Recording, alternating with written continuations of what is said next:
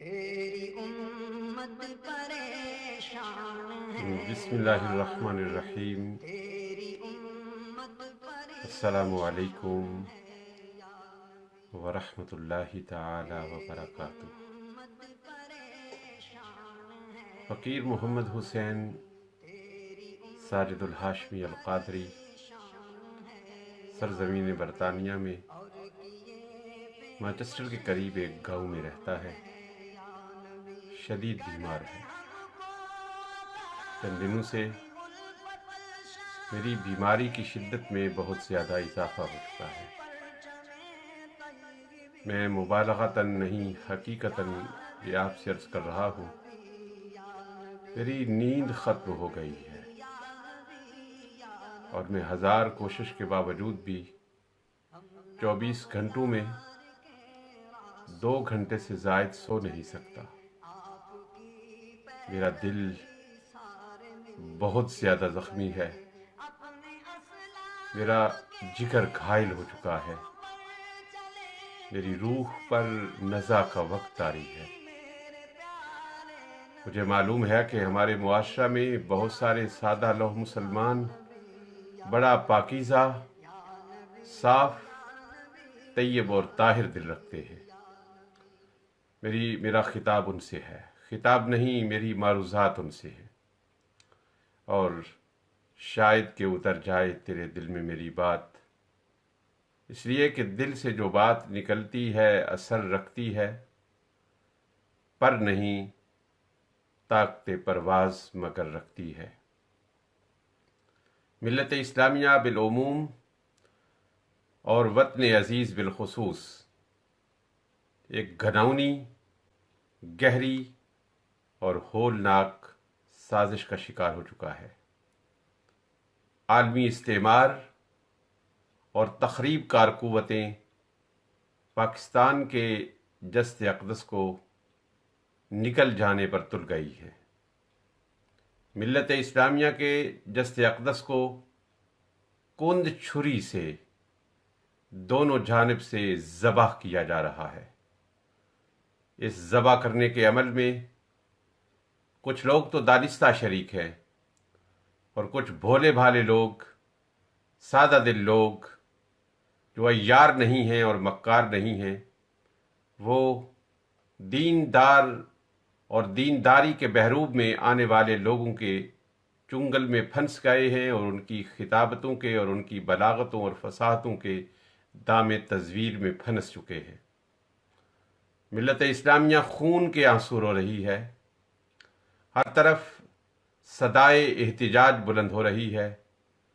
عجیب عجیب قسم کے دعاوی پیش کیے جا رہے ہیں، اور عجیب قسم کے لوگ اپنی ہوس پرستی کو، تشنگی کو بجھا رہے ہیں۔ میں میڈیا کا آدمی نہیں ہوں،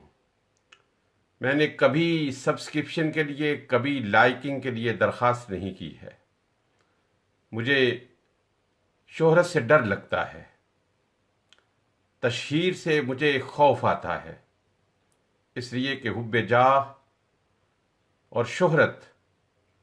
یہ بہت سارے لوگوں کو قیامت کے دن رسوا اور ذلیل کر دے گی۔ میڈیا پر جب میں آتا ہوں تو مجھے میرے آقا و مولا سید و سردار تاجدار دو جہاں دانائے سبل ختم الرسول مولا کل کا وہ فرمان نور میرے ذہن کے دریچوں میں مجھے روکنے لگتا ہے کہ تاجدار دو جہاں صلی اللہ علیہ وآلہ وسلم نے ارشاد فرمایا کہ جو شخص کام ایسا کرے کہ لوگ سمجھیں یہ دین ہے، مگر اس کے ذہن کے پردوں کے پیچھے دنیاوی خواہشیں ہوں، قیامت کے دن جب جنت کی مہک 70,000 سال کے فاصلے سے آنے لگے گی، وہ شخص جنت تو کیا جنت کی مہک سے بھی محروم ہو جائے گا۔ اور تاجدار دو جہاں صلی اللہ علیہ وآلہ وسلم نے ارشاد فرمایا کہ جو شخص دین کو دنیا کے حصول کے لیے استعمال کرے گا، وہ جہنم کا ایندھن بننے کے لیے تیار ہو جائے۔ مجھے یہ خوف ہر وقت دامنگیر رہتا ہے، ہر بات سے پہلے، ہر کلام سے پہلے میں یہ سوچتا ہوں اور اپنے دل کو ٹٹولتا ہوں کہ میرا بیان، میری گفتگو میرا خطاب اس کے پس منظر میں کہیں کوئی ایسا جذبہ تو کار فرما نہیں. مجھے وہ سیدنا ابو ہریرہ رضی اللہ تعالیٰ عنہ کی حدیث پاک کے کلمات بھی روکتے ہیں کہ نبی دو جہاں صلی اللہ علیہ وآلہ وسلم نے فرمایا کہ قیامت کے دن اللہ رب العزت کی بارگاہ جلال میں 3 طبقات کو سب سے پہلے پیش کیا جائے گا. ان میں سے ایک علماء کا طبقہ ہوگا، ایک میدان جنگ میں کفار و مشرکین کے ہاتھوں قتل ہونے والے ظاہری شہداء کا طبقہ ہوگا، اور ایک فلاح و بہبود کے کام کرنے والے اصفیاء کا طبقہ ہوگا. ان سے پوچھا جائے گا کہ آج کے دن کے لیے کیا تیار کیا ہے. صاحبان علم اپنے علم کو پیش کریں گے، اپنے دروس، اپنی تقاریر، اپنے خطابات، اپنے بیانات کو پیش کریں گے، اپنی دعوت اسلام کو پیش کریں گے. شہداء جو میدان جنگ میں اپنی جانوں کا نذرانہ دیے ہوں گے وہ اس عمل کو پیش کریں گے. سخی لوگ، سخاوتیں کرنے والے اپنی سخاوتوں کا تذکرہ کریں گے، اور ان نے یہ سارے کام کیے ہوں گے، وہ جھوٹے نہیں ہوں گے، مگر اللہ رب العزت کی پائے گاہ جلال سے روب و دبدبا سے لبریز آواز آئے گی، تم بک رہے ہو، تم جھوٹ کہہ رہے ہو. فرشتے گواہی دیں گے تم جھوٹ کہہ رہے ہوگے. اللہ رب العزت اس کی وضاحت فرمائے گا، فرمایا تم نے یہ کام کیے تھے اور دنیا پر یہ ظاہر کیا تھا کہ تم دیندار ہو اور دین کے تقاضوں کو پورا کر رہے ہو، مگر تمہارے ذہن کے اندر دنیا کی ہوس چھپی ہوئی تھی. اور پھر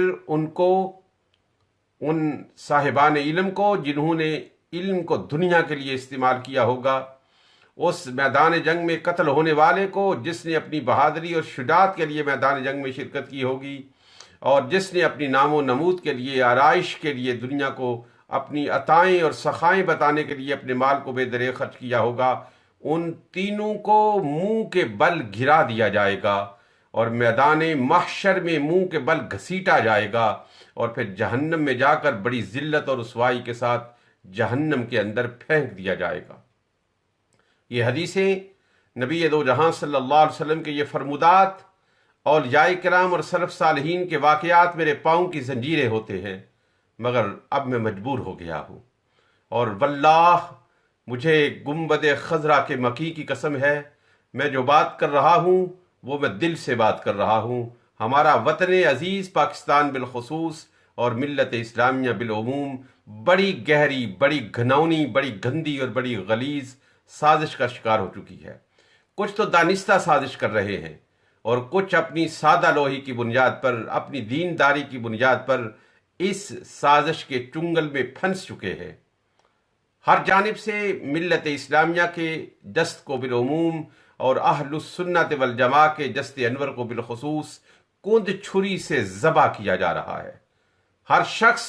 جو اہل ہے یا نااہل ہے، اور اکثر مجھے دکھ سے یہ بات کہنی پڑ رہی ہے، مجھے درد سے یہ بات کہنی پڑ رہی ہے، میں بہت چھوٹا، بہت ذرہ حقیر سے بھی کمتر ہوں، مگر میں بڑی بات کہنے جا رہا ہوں. بہت سارے لوگ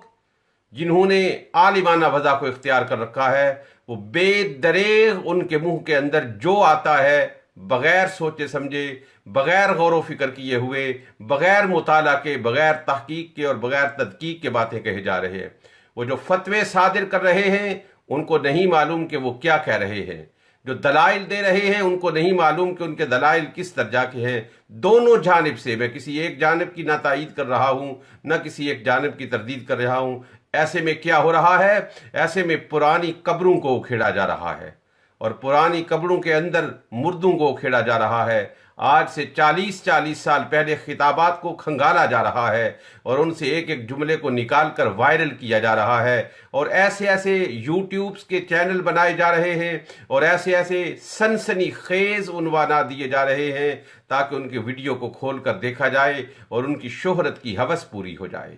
وہ لوگ جو اس کے اہل نہیں ہیں کہ وہ فتویٰ کی زبان میں بات کریں، وہ لوگ جو اس کے اہل نہیں ہیں کہ وہ دلائل کی بات کریں، وہ لوگ جو استنباط کے، استخراج کے اور استشہاد کے لائق اور استحقاق ہی نہیں رکھتے، وہ بڑے بڑے فتوے صادر کر رہے ہیں. اور کچھ لوگ جو ہیں وہ اپنی ان کہی باتوں اور نادانستگی میں باتوں پر اڑ گئے ہیں اور ڈٹ گئے ہیں، اور وہ مصلحت کا شکار ہو، مصلحت کی بنیادوں پر اور حکمت کی بنیادوں پر جستے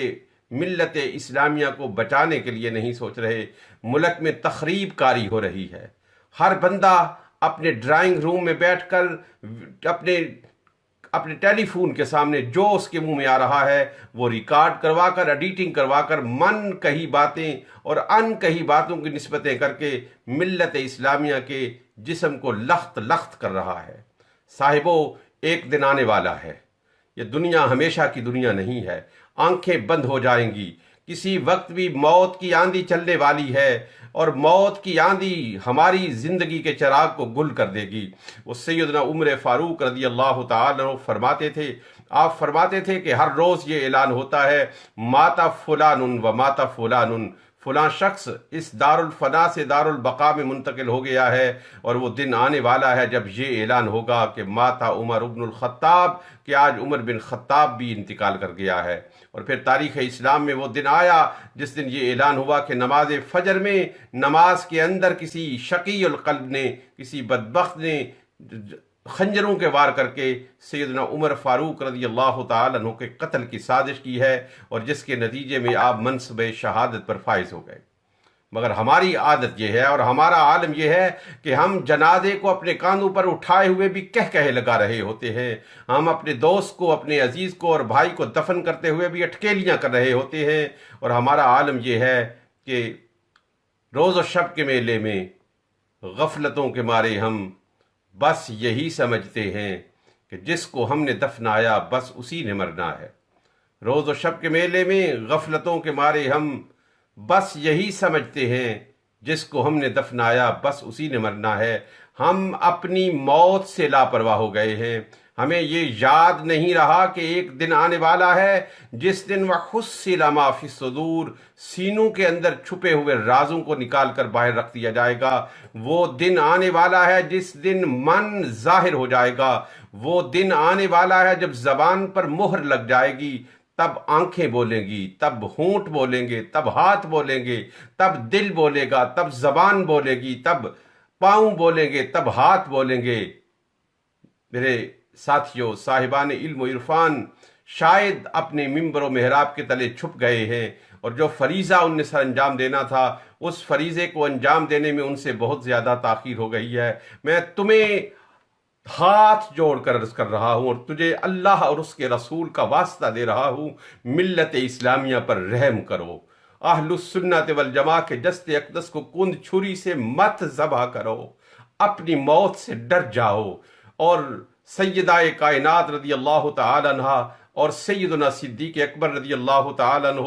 اور شعائر اسلامیہ کو اپنی شہرت کا سبب نہ بناؤ، اپنی شہوانی اور سنسنی خیز ہیجانی نفس پرستی کی خواہشوں کو مت پورا کرو، موت سے ڈرو، موت سے ڈرو، تمہیں اللہ رب العزت کی بارگاہ میں جواب دینا ہوگا۔ تم کیا کہہ رہے ہو؟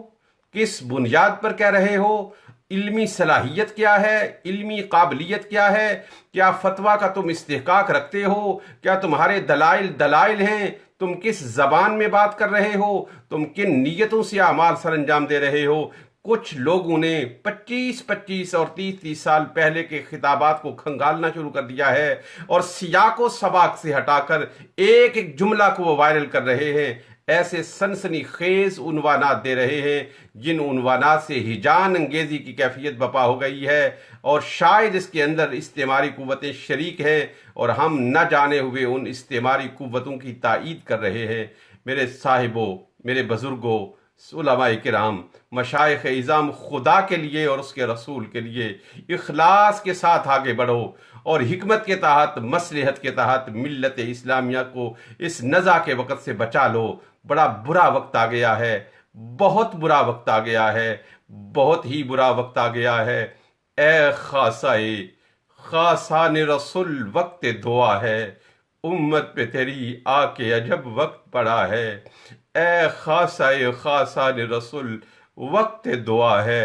امت پہ تیری آ کے عجب وقت پڑا ہے۔ اے خاصان رسول، وقت دعا ہے، امت پہ تیری آ کے عجب وقت پڑا ہے۔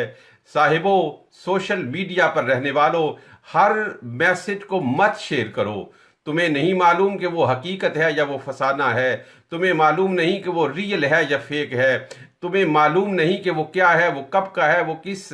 ضمن میں کہا گیا ہے، تم شاید نیکی کی دعوت کو عام کرنے کے لیے ان اغیار سازیوں کے ہاتھوں پر کھلونا بن چکے ہو۔ میں ہر ایک کی بات نہیں کر رہا، میں ہر ایک کو نہیں کہہ رہا۔ کچھ لوگ مخلص بھی ہوں گے، کچھ لوگ اخلاص سے بھی کام کر رہے ہوں گے، کچھ لوگ سیدہ کائنات رضی اللہ تعالی عنہ کا دفاع بھی کر رہے ہوں گے، کچھ لوگ سیدنا ابو بکر صدیق رضی اللہ تعالی عنہ کی شان اقدس کی مدافعت بھی کر رہے ہوں گے، مگر بہت سارے ایسے لوگ ہیں جو اس اضطراب سے اور اس التہاب سے اپنی منفی سوچوں کی تکمیل کر رہے ہیں، اپنے منفی عزائم کو پورا کر رہے ہیں۔ ایسے میں آنکھیں کھولو، ہوش سنبھالو، دوست اور دشمن کو پہچانو، دین اور دنیا کو جدا کرو، اس لیے کہ ہلاکت کی طرف جا رہے ہو، ہلاکت کی طرف جا رہے ہو اور ملت اسلامیہ کو ذبح کیا جا رہا ہے۔ خدا کے لیے، اس کے رسول کے لیے اخلاص سے سوچو۔ ہر ادارہ اپنا بیانیہ جاری کر رہا ہے، کیوں نہیں ملت اسلامیہ کے اکابر جمع ہوتے ایک پیج پر، اور کیوں ایک اعلامیہ جمع نہیں ہوتا؟ کیوں تاخیر کر دی ہے؟ کیوں فوری طور پر حرکت میں نہیں آئے؟ اگر کوئی آپ کے پاس نہیں آتا تھا، آپ اس کے پاس چلے جاتے۔ کیا آپ کو اپنے وقار کا زیادہ پاس تھا؟ آپ کو شاعر اسلامیہ کے وقار کا پاس نہیں تھا؟ بہت تاخیر کر دی ہے، آپ نے بہت تاخیر کر دی ہے، آپ نے بہت تاخیر کر دی ہے۔ اصلاح یہ نہیں ہوتی کہ کسی کے خطاب سے جملوں کو چراؤ اور سیاق و سباق سے ہٹا کر اپنی طرف سے عنوانات لگا کر سوشل میڈیا پر سنسنی پھیلا دو۔ اصلاح یہ ہوتی ہے کہ کان میں جا کر کہو، اصلاح یہ ہوتی ہے کہ دل کے دروازے پر دستک دو، اصلاح یہ ہوتی ہے کہ اندر کے ضمیر کو بیدار کرو، اصلاح یہ نہیں ہوتی کہ یہ کہو بک بک کرنے والوں، اصلاح یہ نہیں ہوتی کہ بڑے بڑے مغلظات کے ساتھ اگلے کو مخاطب کرو، اصلاح یہ ہوتی ہے پیار سے بات کرو، اس لیے کہ پیار کا خنجر بڑا آبدار ہوتا ہے۔ جو دل طاقت سے مسخر نہیں ہوتا، وہ پیار سے مسخر ہو جاتا ہے۔ جو قوت پیار کے اندر ہے، جو قوت اخلاص کے اندر ہے، جو قوت ادب کے اندر ہے، جو قوت احترام کے اندر ہے، رب ذوالجلال نے قرآن حکیم فرقان مجید میں یہ فرمایا ہے، ادعو الی سبیل ربک بالحکمت والموعظۃ الحسنہ۔ ہمیں نہ دعوت ہے، نہ حکمت ہے، نہ مصلحت ہے، ہم ان ساری چیزوں سے بالاتر ہو کر امت مسلمہ کے ساتھ ظلم کر رہے ہیں، اور یہ ظلم فی الحقیقت امت کے ساتھ نہیں ہے، اپنے آپ کے ساتھ ظلم کر رہے ہیں۔ اور وہ شخص، بہت سارے لوگ جو صاحبان علم نہیں ہیں، بہت سارے لوگ جو عربی زبان کے ایک لفظ کو صحیح تلفظ کے ساتھ ادا نہیں کر سکتے، بہت سارے لوگ جو اپنی 5 منٹ کی گفتگو میں 20 الفاظ غلط بولتے ہیں، اور وہ بے خیالی میں نہیں، ان کو علم ہی نہیں ہے کہ یہ بات میں درست کر رہا ہوں، یہ تلفظ کیسے ہے، اس لفظ کو میں نے کیسے بولنا ہے، اس جملے کو میں نے کس طرح ادا کرنا ہے، اور کیا جس آیت سے میں استشہاد کر رہا ہوں، جس حدیث سے میں استشہاد کر رہا ہوں، اور جس مطلب کو اور جس مقصد کو اور جس نظریہ اور فکر کو میں ثابت کر رہا ہوں، کیا وہ نظریہ اور فکر بھی درست ہے، یا کیا یہ آیت، یہ حدیث، یہ قول، یہ فرمان، یہ ارشاد اس پر منطبق بھی ہو رہا ہے یا نہیں ہو رہا، کیا وہ دلیل خاص سے دعوی عام تو ثابت نہیں کر رہا، کیا وہ خاص کے بطلان سے عمام کا بطلان تو نہیں کر رہا۔ ان لوگوں کو علم نہیں ہے، نہ قرائن کا علم ہے، نہ استشہاد کے اصولوں کا علم ہے، نہ دلائل کا علم ہے۔ ہر شخص صاحب جبہ و دستار بن گیا ہے، اور وہ دین کے ساتھ ظلم اور ستم کی انتہا کر رہا ہے۔ صاحبو، باز آ جاؤ، باز آ جاؤ، کچھ پاس نہیں میرے، کیا نظر کروں تیرے، ایک ٹوٹا ہوا دل ہے اور ایک گوشہ تنہائی۔ میرا یہ درد تھا، میرا یہ روح کی کسک تھی، میرے دل کی یہ تڑپ تھی، مجھے نیند نہیں آ رہی تھی، میں سوچ رہا تھا کہ میں کیا کروں، میں کیا کروں۔ میں خود یہ کہتا ہوں کہ پبلسٹی کے لیے ویڈیوز مت بناؤ، یہ کان میں کہنے والی باتیں ہیں اور اس فقیر کے تجربات ہیں۔ میں نے ایک بہت ذرہ ناچیز ہو کر، حقیر و فقیر ہو کر بہت سارے لوگوں سے ادب سے ان کے کان میں بات کہی ہے کہ بھائی یہ بات آپ درست نہیں کہہ رہے ہو۔ ان نے شکریہ کے ساتھ بات مانی ہے، ان نے تشکر کے گلہائے تقدس پیش کرتے ہوئے گال بانی ہے۔ جب آپ گالی دے کر بات کرو گے، جب آپ فتویٰ کی زبان میں بات کرو گے، جب آپ ہجان انگیزی کے لہجے میں بات کرو گے، جب آپ اشتعال انگیزی کے اسلوب میں بات کرو گے، تو اگلا بندہ تمہاری بات کو نہیں سنے گا، وہ جواب سوچے گا، وہ تمہاری گالی کے مقابلے میں بڑی گالی تیار کرے گا، وہ تمہارے اسلوب کی درستگی کے بدلے میں اس سے زیادہ درست لہجے کی تلاش میں ہوگا۔ صاحبو، ہم تاجدار دو جہاں صلی اللہ علیہ وآلہ وسلم کے غلام اور پیروکار ہیں، جنہوں نے مسجد نبوی کے اندر پیشاب کرنے والے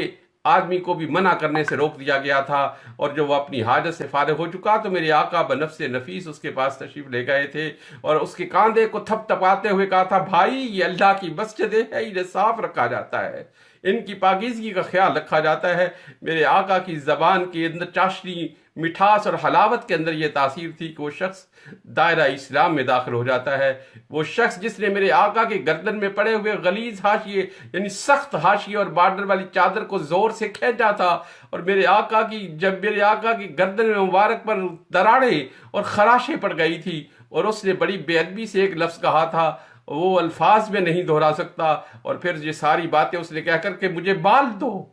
وہ ایک کچھ لینے کے لیے آیا تھا۔ میرے آقا نے فرمایا 2 اونٹ اس کے لیے اناج سے لاد دو، مگر اس کو بعد میں کہا کہ بھائی یہ اناج تو تجھے مل گیا ہے، مگر یہ میری گردن کا کیا حشر کیا ہے،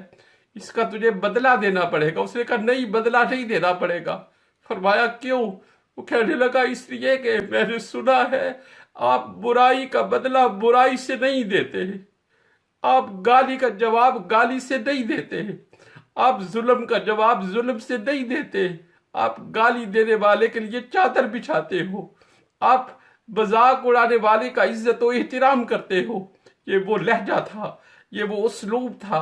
یہ وہ حلاوت تھی، یہ وہ شیرینی تھی، یہ وہ مٹھاس تھی، یہ وہ ادب تھا، یہ وہ حکمت تھی، یہ وہ مصلحت تھی کہ ایک عرب نے آدمی کا بول بالا کر دیا، خاک کے ذروں کو ہم دوش سریا کر دیا، خود جو ناتے راہ پر اوروں کے ہادی بن گئے، کیا نظر تھی جس نے مردوں کو مسیحا کر دیا۔ یا اللہ، یہ فقیر اس وقت تیرے محبوب کریم علیہ السلام کے لہجے کی مٹھاس طلب کرتا ہے، آپ کے اسلوب کا درد تلاش کرتا ہے تاکہ اس کو امت کے اندر تقسیم کر دیا جائے۔ صاحبان علم کے کشکول حیات کو لہجہ مصطفیٰ سے، اسلوب مصطفیٰ سے، تاجدار دو جہاں صلی اللہ علیہ وسلم کی حکمت و مصلحت سے صلی اللہ علیہ وسلم فدا ہو ابی و امی و روحی و قلبی و نفسی و کلی۔